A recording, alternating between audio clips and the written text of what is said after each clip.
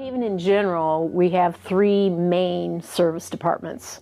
We have homelessness and family support, and that includes a homeless shelter that takes men with children and intact families, a food pantry and a thrift store, and a subsidized housing program, and coming soon, a single men's transitional housing program, only one in the Tri-Valley. The second area of service is sexual assault, and those services are pretty comprehensive. We have a 24-hour rape crisis center. We do go into the jails. They have a crisis line number directly to our line for sexual assault. Counseling, prevention, a lot of activities going on through there. And the last department, of course, is our flagship, which is domestic violence and Shiloh. Shiloh is the name of our flagship program at Tri-Valley Haven. And our mission statement is about creating a world of peace. And that means we're a safety net organization, and we started specifically to shelter women and children fleeing domestic violence. We are helping people with some of the worst times in their lives and the worst events, hopefully, they will ever see in their lives or experience. And we offer a very safe space. So I started my journey with Tri-Valley Haven 4 years ago, 2016. I called them up somewhere in October about domestic violence abuse. And from there it started where I moved into the shelter, and I stayed there for almost 2 months. It was my first home when I went homeless. It means something totally different for me. I cannot put it in words. I just can't express it. Because especially being a woman and being a mother,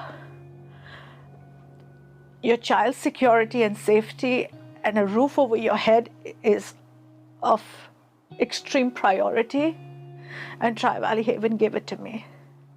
And I'll always, always, always be grateful to God and to Tri-Valley Haven for that. I'll always be grateful.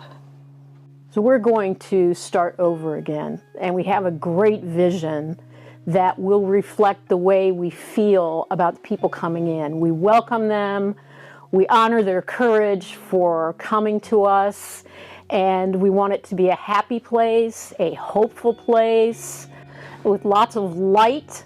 We want to be able to take care of pets. We want our facilities to reflect our sense of welcome and our sense of honor and respect for people who have the courage to come to us for help. And right now it's not a nice looking place. It can feel good because people care about you and you're sharing community with other families in the same situation, and that's nice, and we can do that. But just thinking about the possibility of starting over and having a facility that is created for people to thrive. And one of the many benefits of that is not only having a beautiful, functional, reliable facility, but it also will help us increase our capacity to help people by 50%. That's incredible. It's like a tunnel, it's a dark tunnel. You don't know what's going to be the end of the tunnel. And you're just blindly believing the person over the phone, because that person over the phone who you speak to when you're being interviewed, when you call them for the shelters, that person is your only hope at that time. And when that person tells you, don't worry, I got you, it makes you feel so much better that, okay, there's somebody out there who understands me, who knows what I'm going through, and doesn't blame me for this. Doesn't blame me, doesn't judge me for this, and just tells me, don't worry, just you and your son just be safe and come here, and the rest will take care of it for you. We need to remember that we're keeping people alive. People get killed, and when she leaves is the most dangerous time. So if there's nowhere to go, what does that tell you? That's the most dangerous time where she can lose her life. That's the stories on the news where there's the homicide, suicide, and everybody's surprised. Oh, that doesn't happen in Pleasanton. That doesn't happen in Livermore. It does. I would just want to say to the other people out there that don't be scared. And again, what Sarah told me, it's not your fault. Don't blame yourself for the situation you are in, and get out of there as fast as you can, because the abuser's never going to change his ways. My son and I, emotionally, health-wise, we are in a much better place. There are times when, we do have a sad moment or a little heavy moment between ourselves, but we are strong together. He and I have a fantastic bond, so I think we're doing very well for ourselves now. We're renting our own place, so it's, mommy, baby, in a very good place. I love being a part of an organization that creates peace and safety, literally saves lives, and impacts others in so many ways to do the same, to prevent violence rather than just addressing the after effects.